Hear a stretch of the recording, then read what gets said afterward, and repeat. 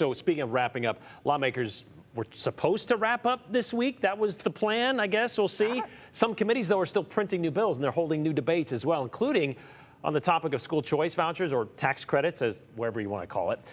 There is a specific name for it because this one would be a tax credit. But I guess the question is, we're days away from it ending. Is it too late to talk about something like this? It's never too late. And, you know, they don't have to go home by the end of this week, and unless they really wanted to. But, I mean, there's certainly an appetite to do something. Lawmakers, they say that they want to get school choice vouchers or tax credits passed. But for the second year in a row, it doesn't appear likely to happen. And for several years, lawmakers, they've wanted to get state money into the hands of Idaho families to help them pay for school choice. Private, technical, religious, stuff like that.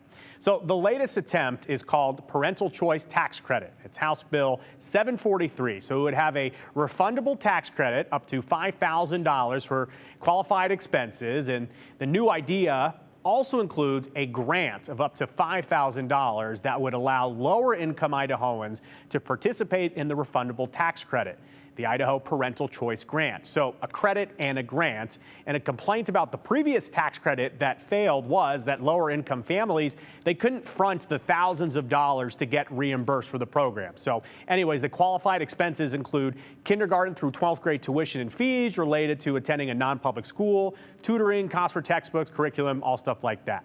And the sponsor of the bill, House Speaker Mike Moyle, he set the reality straight on his pitch. Democrats, though, they're skeptical. The last 2 years, the House has fought amongst ourselves as we've tried to find a solution to that problem. We had the fight last year in Education Committee. This year we had it in the Tax Committee. A lot of people are probably in this room right now concerned that I'm going to try to force this through somehow or do something nefarious. It's nothing nefarious. It's an issue that needs resolved. I think this gives us a starting point when we come back next year. I would say it has been resolved in that it's been voted on in the Education Committee, it's been voted on in the Senate, it's been voted on in the Tax Committee. This general concept, I'm just very concerned about getting this a bill number at this late stage of session. And we heard from other lawmakers, too, that wonder, is there enough time to get this done? So likely done for the year, but we see the direction for next year. And hey, you never know what could happen down there. Idaho lawmakers today also spoke about rules and the rules about calling themselves back into session. You may recall, in 2022, Idaho voters gave lawmakers the ability to call themselves into a special session without the governor's permission.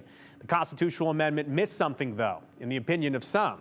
When the governor calls a special session for the legislature, it's limited to 20 days. But when lawmakers call themselves back in that constitutional amendment that voters voted on in 2022, it doesn't have the same 20-day restriction. So some lawmakers wanted to fix that for consistency. Others questioned, why would the legislature give up power? It was inadvertently missed dealing with that 20-day that was there for when the governor would call us. So this is just cleaning that up and ensuring that we're not here any longer than we have to be.